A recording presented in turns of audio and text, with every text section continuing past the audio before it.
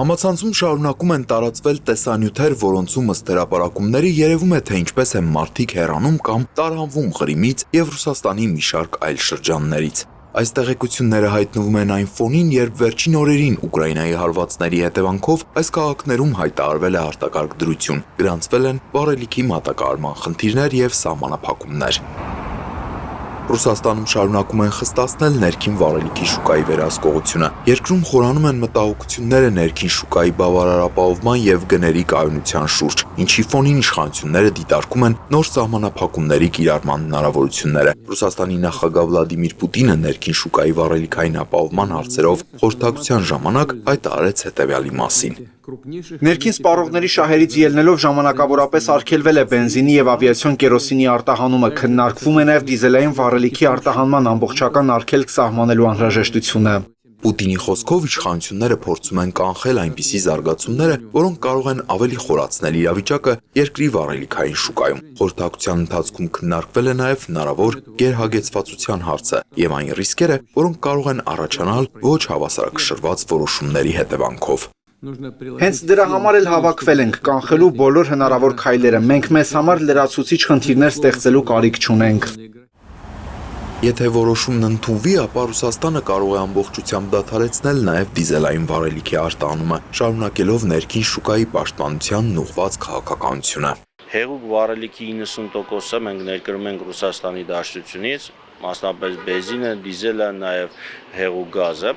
Բենզինի, դիզելի պարագայում մասնավորապես մոտ 350-ից մինչև 400,000 տոննա մենք տարեկան այդքան ներկրում ենք Ռուսաստանի Դաշնությունից, եւ պետք է նշեմ, այդ ներկրմանը հիմնականում աջակցում է այն, որ մենք կարողանում ենք ձեռք բերել ներքին գներով, արտահանման տուրքեր չենք վճարում։ Վերլուծաբաններն ու տնտեսագետները նշում են, որ նման քայլը կարող է ազդեցություն ունենալ ինչպես տարածաշրջանային վառելիքի շուկաների, այնպես էլ ներմուծվող երկրների մատակարարումների և գների վրա։ Ներկայումս Հայաստանը բենզին, դիզել սկսել է ներկրել Բուլղարիայից, Ռումինիայից, որոշակի խմբականակներ նույնիսկ Եգիպտոսից, փոքր քանակությամբ նաև Ադրբեջանից։ Բնականաբար այս ներկրումները չեն կարող ամբողջությամբ փակել Հայաստանի բենզին դիզելայի պահանջարկը, բայց կարող է որոշակի կրճատել կախվածությունը։ Այո, Հայաստանը պետք է դիվերսիֆիկացնի իր ներկրման շուկաները, նվազեցնելով Ռուսաստանից կախվածությունը, քանի որ ներկայումս Ռուսաստանը իր ներքին պահանջները, ներքին կարիքները բավարարման խնդիր ունի լոգիստիկայի կազմակերպման, արտադրության մասով։ Պարսյանի խոսքով պատերազմական իրավիճակում գտնվող Ռուսաստանը նույնիսկ մեծ ցանկության դեպքում հնարավոր է չկարողանա վառելիք մատակարարել դեպի Հայաստան։ Հետևաբար ստեղծված իրողությունները հաշվի առնելով պետք է փորձել դիվերսիֆիկացնել շուկաները։ Նույն ադրբեջանական կողմը իրենք են Ռուսաստանից բենզին ներկրում եւ քիչ է հավանականությունը, որ կարող է Ադրբեջանը մեզ ապահովել բենզինով կամ մեծ քանակությամբ բենզինով, մասամբ կարող է օրինակ դիզելի մատակարարում իրականացնել, քանի որ տարեկան մոտ 700,000 տոննայի դիզել է արտահանում։ Հայաստանը պետք է փորձի բենզինի եւ այլ վառելիքի ներկրումներ դիվերսիֆիկացնել, հաշվի առնելով ռումինական, բուլղարական, իրանական ընկերությունների հետ կապերը։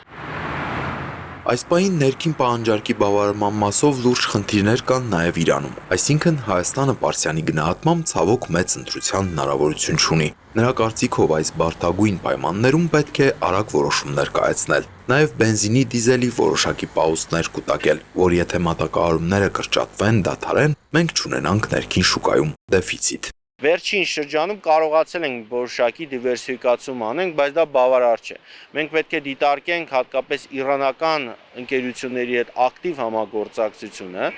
միևնույն ժամանակ նաև բանակցենք արևմտյան մեր գործընկերների հետ, որ իրանական այդ ընկերությունների հետ գործարքներ չդիտարկվի սանկցիոն այսպես տրամաբանության տակ եւ թույլ տան մեզ այսպես դիվերսիֆիկացված ներկրումներ անել։ Տնտեսագետի խոսքով Հայաստանը պարբերաբար օգտվում է Թուրքմենստանից վառելիքի մատակարարման հնարավորությունից, սակայն դա դեռ երկարաժամկետ համագործակցության հիմք չի ստեղծում առկա լոգիստիկ խնդիրների պատճառով։ Ներկայում մասնավոր հատվածում քննարկվում է սխեմա, ըստ որի Թուրքմենստանը վառելիք կմատակարարի Իրանի հարակից շրջաններ, իսկ Իրանը Թավրիզից Հայաստան։ Սակայն Սուրեն Պարսյանի խոսքով նման գործարքները ռիսկային են եւ արագ ու նվաստ ծախսերով իրականացնելու համար անհրաժեշտ են պետական երաշխիքներ։ Նա նաեւ նշեց, որ վերջին շրջանում Հայաստան բենզին եւ դիզել է մատակարարվում նաեւ Բելարուսից, Իրանի տարածքով։ Ռուսաստանն անգամ առանձին դեպքերում նավթամթերք է ձեռք բերում հենց Բելարուսից։ Տիգրան Վակմյանն է, Խաչատրյան, Հորիզոն։